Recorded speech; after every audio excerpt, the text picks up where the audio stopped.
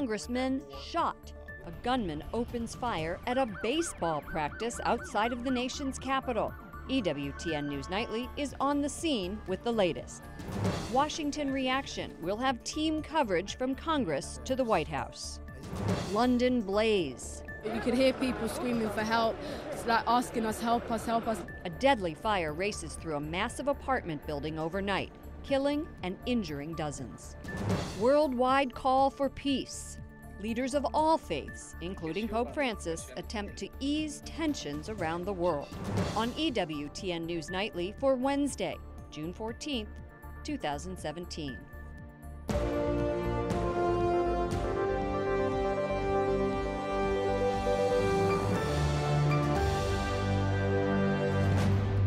Many lives would have been lost if not for the heroic actions of the two Capitol Police officers.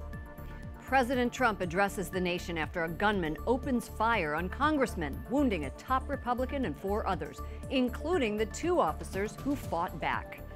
Good evening from Washington, D.C. Thank you to those of you joining us from around the world for news from a Catholic perspective. I'm Lauren Ashburn. We have team coverage, including Mark Irons at the White House, Jason Calvi on Capitol Hill, and we begin with Wyatt Goolsbee at the shooting scene in Alexandria, Virginia, just outside Washington, D.C. Good evening, Wyatt. Good evening, Lauren. House Majority Whip Steve Scalise of Louisiana is in critical condition at a D.C. hospital tonight. He was practicing for a congressional baseball game, a bipartisan tradition. A friendly baseball practice among GOP lawmakers ends in gunfire. All of a sudden we heard a shot, a very loud shot that everybody thought it sounded like a gun, and then boom, rapid succession after that. He had a rifle of some type, and it was obviously a large gauge rifle. Witnesses say 51-year-old Congressman Steve Scalise was at second base when he was shot in the hip. One of the noblest things I heard was Congressman Brett Guthrie, who's a surgeon from Cincinnati, rushed onto the field to attend to Scalise, to his wound. Again, a pretty brave thing, the kind of thing a medic would do in a war. 2 Capitol Hill officers were also shot. The officers, although injured, returned fire. Representative Joe Barton of Texas was there with his son Jack. He says they ducked for cover during the shooting. The heroes are the police officers who attacked the shooter, and in doing so, quite probably saved many, many lives. Witnesses near the park echo the same sentiments. It was the Capitol Police that saved us all. If it wasn't for the Capitol Police, I would assume that everybody would have been killed. Alexandria police confirmed the suspect, 66-year-old James Hodgkinson of Belleville, Illinois, is dead. They say the incident was a deliberate attack. A motive is not clear yet, but there are a few clues. I did have an interaction with someone in the parking lot who asked me if the team practicing was a Democrat or Republican team. I told him they were Republicans. He said, "Okay, thanks," turned around. I got in the car and left, find out that my Republican colleagues were targeted by an active shooter today. The suspect reportedly had a history of lashing out at Republicans, and it doesn't help that reportedly he also volunteered for Bernie Sanders' campaign in terms of potentially coming up with a motivation that this could be politically motivated. Lauren? What are you learning about the other victims, Wyatt? Well, aside from the congressman himself as well as the 2 officers, we've learned that a congressional aide as well as a former staffer were also wounded in the incident. We've learned that former employee is also in critical condition. Lauren? Just a horrific story. Wyatt Goolsbee reporting from the scene. Thank you, Wyatt. The shooting left the Capitol horrified and stunned. The House put their work on hold. Leaders from both parties are calling for unity. Our coverage continues with Capitol Hill correspondent Jason Calvi, who has been speaking to lawmakers. Good evening, Jason. Good evening, Lauren. It's very unusual. The mood is very somber here today. This morning's shooting has brought lawmakers together. We saw Democrats patting Republicans on the back today. Tonight, lawmakers and the entire country are united in prayer. Lord, surround our lawmakers with the shields of your protection and favor. Lawmakers put aside politics today and gathered in prayer. The House canceled their votes, and leaders from both parties came to the floor in a sign of bipartisan unity. Let us pray. We are united. We are united in our shock. We are united in our anguish. An attack on one of us is an attack on all of us. For this person to take this action was so cowardly, so cowardly. It was a close call for Representative Mark Walker of North Carolina. The GOP team pitcher and a former pastor tells me he left practice just before the shooting today. Had it not been for the Steve Scalise's Secret Service agent, there would probably be 15 to 20 members of Congress that would have lost their life this morning. The young man, the young woman, our agents ran and attacked the shooter.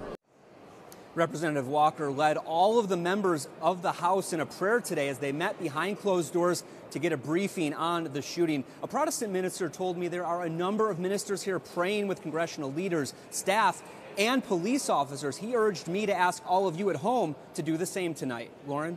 The Republicans were practicing for this very popular bipartisan congressional baseball game that's been here for a long time. It's Democrats versus Republican.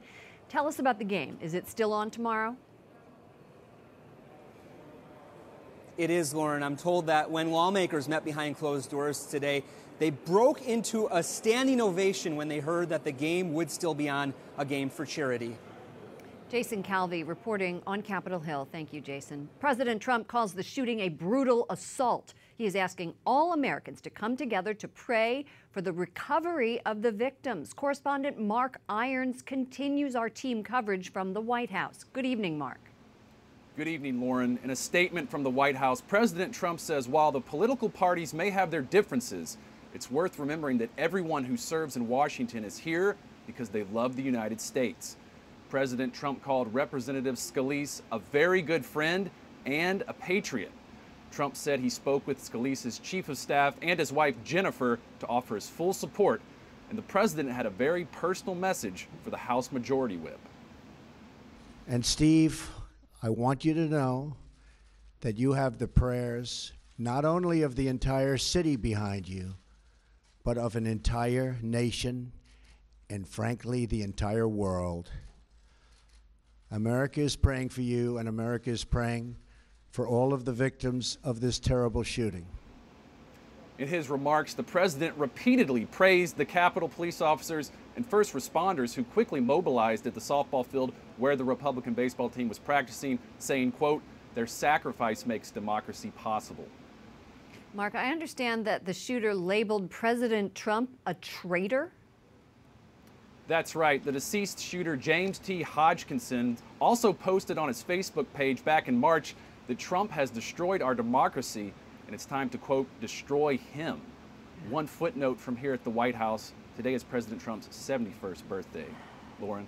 No cause for celebration, unfortunately, today. Correspondent Mark Irons at the White House. Bishop Michael Burbidge released a statement on the shooting inside his diocese. It reads in part, "Today I call on the faithful in the Diocese of Arlington and all people of goodwill to join me in prayer for Representative Steve Scalise and others who were wounded in this senseless attack."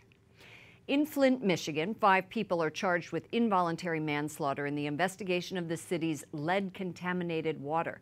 Michigan's Attorney General Bill Schuette announced the charges today. The suspects are blamed in the death of an 85-year-old man who had Legionnaire's disease. Nick Lyons is the highest-ranking member to be charged. He's the director of Michigan's Health and Human Services Department. He's accused of failing to alert the public about the outbreak.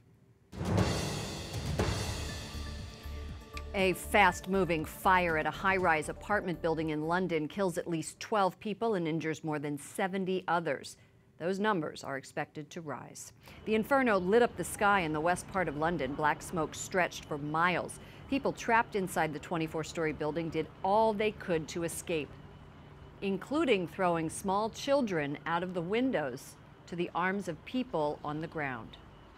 From where I was standing, all I could hear was screams, help, get me out. At its height, over 40 appliances and over 250 firefighters were tackling what was a significant and serious fire. At least 20 of the 74 injured are in critical condition. There is no immediate word on the cause of the blaze, but residents have complained for years about the building's lack of safety. The U.S. Defense Secretary admits the current plan for the war in Afghanistan isn't working. To understand it's my responsibility. We're not winning in Afghanistan right now, and we will correct this.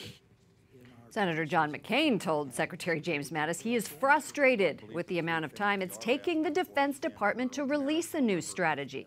Last month, the Pentagon said it was thinking about sending more troops to Afghanistan. Joining us now is Ben Collins, former Army Special Forces officer who served 3 full tours in Afghanistan. Welcome to the program, Ben. Thank you, Lauren. Defense Secretary Jim Mattis, in a Senate Armed Services hearing, told Senator McCain, "We are not winning in Afghanistan right now, and we will correct this as soon as possible." Why is the U.S. losing the war there?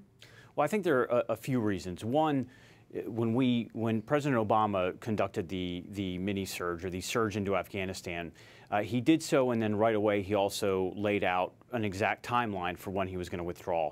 What that did was 2 things. One, it told the enemy forces there, it told the Taliban, and it told the al-Qaeda-aligned jihadist groups that all they had to do was wait us out. It also told the Afghan, citizenry that all the support that they'd gotten used to, not just from a military, but from economic and from a political stability, was going to leave as well. And so they knew that a vacuum was coming, and all the Taliban had to do was wait it out. What should that strategy be to combat that war? Well, so I think that for many years, we essentially looked at this as a military solution in the lead with a diplomatic and a political solution in support of. I think we need to look at it very differently and flip that on its head. What is going to be the political and the diplomatic end state that we are willing or that we are trying to achieve in Afghanistan? And by the way, it has to be feasible. It has to be a reasonable goal. And then you can walk that back and say, to accomplish those goals, what do we have to do militarily? So we're talking about 3,000 to 5,000 troops that are being recommended right now. Are more troops really the answer here? We have about 10,000 troops there right now. Now, one thing under President Obama is they were under very strict rules of engagement, meaning they had to get approval from pretty much the president to go outside the wire. Outside the wire? To go outside the fence and engage with the enemy. The big difference so far under President Trump, as we saw when General Nicholson, who commands the forces in Afghanistan, dropped the mother of all bombs, he had the authority to do that. And in years past, that would have taken, probably 3 weeks and 15, different memos to 100 agencies to get some approval for that. By putting those decisions back into the hands of the battlefield commanders, they are going to be more empowered. The biggest missing piece was when we left, we took our air power with us, and that's the close air support, that's the medical evacuation. The fact of the matter is the Afghan army is very nascent. It's in its early stages, and it wasn't built to fight without us for a long period of time. It was going to take years and years to really develop the capability. And so bringing back air power so that the Afghan forces know that if they engage with the enemy, that they're going to have that backup. They're going to have that backup, and if they get hurt, they're going to have that medical expertise. They're going to have that helicopter come and get them to some help. That is a huge, huge difference. And I bet it's also a difference. We have to go now, but I bet it's also a difference psychologically for troops. Without a doubt. It will increase morale exponentially. Ben Collins, former Special Forces officer in Afghanistan. Thank you so much for joining us. Thank you, Lauren. The bishops of Cameroon confirm one of their own was murdered. They're calling for a full investigation of Bishop Bala's death. They're convinced it was not a suicide as initially thought. Bishop Bala was just 58 years old. He would have celebrated 30 years as a priest next year. You can learn more about this story by reading Edward Penton's article at the National Catholic Register. That's ncregister.com. Pope Francis and his closest advisors are discussing what the Vatican is calling a healthy decentralization as part of their efforts at reform. Alan Holdren is the Rome bureau chief for Catholic News Agency. Alan, what does healthy decentralization mean? Well, this is the Pope's phrase for speaking about farming out certain decisions that are made here in the Vatican now to bishops and dioceses worldwide. In his document, Evangelii Gaudium, which was on the mission of the Church, he spoke about this, saying that the Pope shouldn't take the place of a local bishop in discerning all of the decisions on every issue that are made for his territory. This is the Catholic social teaching principle of subsidiarity, but why does the Vatican want to do this? That's right. I was speaking with a Vatican official about this today. He said exactly that. This is subsidiarity. This is looking to dioceses to discern on issues that they are most familiar with. They're dealing with local people, so it should be the local diocese that deals with certain issues. Also, the question of language or of culture. Of course, in doing so, you have the drawback as well of not being able to benefit from the global perspective of what the Vatican sees from here, of the entire world. And also this great knowledge and wealth of experience that they have here in Rome to decide on certain issues that may be very rare in a diocese, but taking the entire universal church into account could be something that they could gather a lot of experience on working on things from Rome. Well, many people feel like Pope Francis was elected on a mandate to reform. Does this fit into those priorities? Yeah, Lauren, before the Pope was elected, in the meetings that took place among the cardinals, this was one of the issues that came up. That's another thing that he has mentioned, is that they spoke about this process of decentralizing. They didn't get into concrete proposals on what exactly that would mean. That could come from these ongoing meetings with the Pope and his Council of 9 Cardinals, which they'll continue to speak. Next meetings are in September of this year. Alan Holdren, Catholic News Agency. Thanks so much for joining us, Alan. Thank you, Lauren. Coming up, Russia probe. We look at the political fallout from Attorney General Jeff Sessions' testimony on Capitol Hill.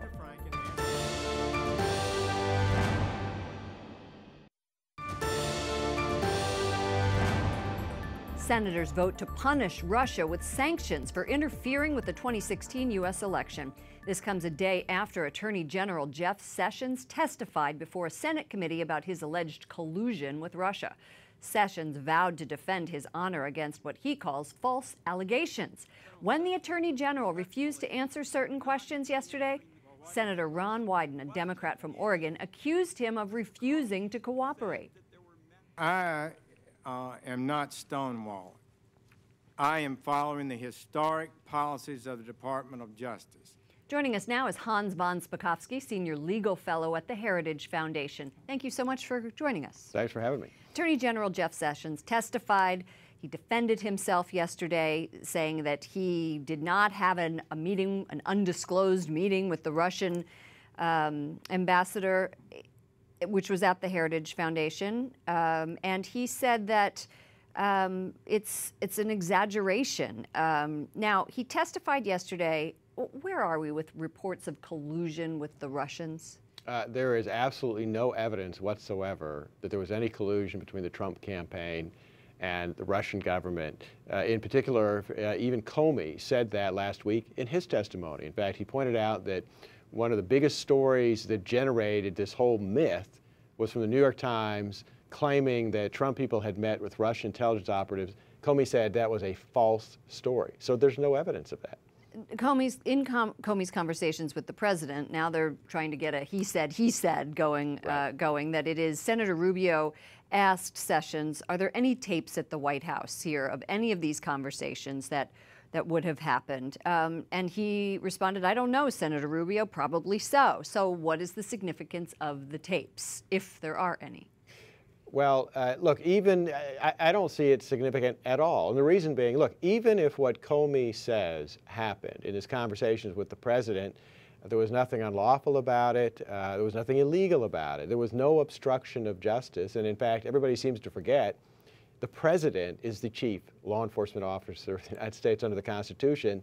If he actually had wanted to order the FBI director to stop the investigation, he had the full constitutional authority to do that. He didn't do that. I think a lot of people would disagree with you on that, but I'm not a constitutional lawyer, so we'll leave that where it is. But Comey said he told Sessions that he never wanted to be alone with him. But there seems to be no evidence of this, because Sessions says, not true. Is this even worth arguing about? No, I don't really think it's worth arguing about. The president's the head of the executive branch. He can talk to any person who works in the executive branch that he wants to. Now, yeah, the Justice Department has protocols in place. The FBI director ought to be talking to the Attorney General, and the Attorney General then talks to the president. But Comey, as you know, didn't follow many protocols, like last year in his mishandling of the Clinton email scandal. Which is a completely different story, and I think we'll leave it right there. Thank you so much, Hans von Spakovsky, Senior Legal Fellow at the Heritage Foundation. We appreciate your time. Up next, an inside look at the humanitarian crisis in Sudan. And Pope Francis joins religious leaders from around the world. Their message of unity.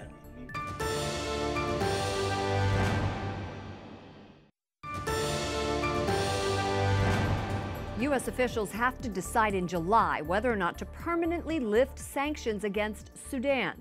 The U.S. wants Sudan to improve humanitarian aid across the country and promote peace. Sudan is located in northeastern Africa, just below Egypt. In 2011, South Sudan gained independence, but the formation of the new country didn't resolve much for the Nuba people, an indigenous group. The Sudanese government is fighting against them to gain access to the gold and oil nestled in the Nuba Mountain region.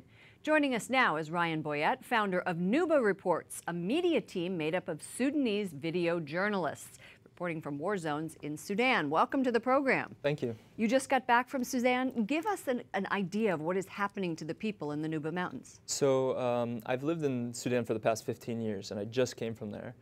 We've been living through the war. So a first-hand account of what's taking place is there's daily aerial bombardment. They use cargo planes to drop bombs on villages, on churches, on hospitals, on schools, and this has been going on for 6 years. How have you lived? Very carefully. The Sudan government is not happy with the work I'm doing. We run a media team that is getting information out to international media.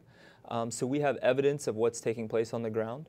It sounds like a genocide. Yeah, it really is. But it hasn't been declared a genocide. Right. Right. Right. So it's not easy to live and work in the Nuba Mountains because of what's taking place, but people have learned to be resilient. The Nuba people are extremely resilient. Tell me about that. You know, I understand the Sudanese Minister of Guidance and Endowment said no licenses are going to be granted for building new churches. How can the government do that? Since 2013, they made this announcement, and it's not only that, they've been destroying churches. They've been using this law to destroy churches in Khartoum, in the Nuba Mountains, of all different denominations. But what we've been seeing, the resilience of the people, is that the churches will come, and the government will come and bulldoze the church, and then the next Sunday, the believers will come and pray outside the church in the rubble, under a tree, or just outside the rubble that was created by the bulldozer. Absolutely incredible, the resilience and the amount of faith people have there. What do you predict is going to happen? I understand that it's very difficult for Christians to be protected in Sudan. There's no religious freedom, rule of law. Yeah, it's really a tough situation. And the U.S. has really good intentions on trying to get humanitarian aid into the conflict areas, to try to respect the, or build up human rights initiatives inside Sudan. But the problem is that they're going to lift sanctions on July 11th. That's the track that we're on from the Obama administration. And we're trying to... and what happens if there are sanctions? If there are sanctions now... If they're lifted. If the sanctions are lifted, then I believe it's going to legitimize the government of Sudan throughout the entire world. And then countries that are dealing with issues of immigration are going to support the Sudan army and support the police force to stop immigration.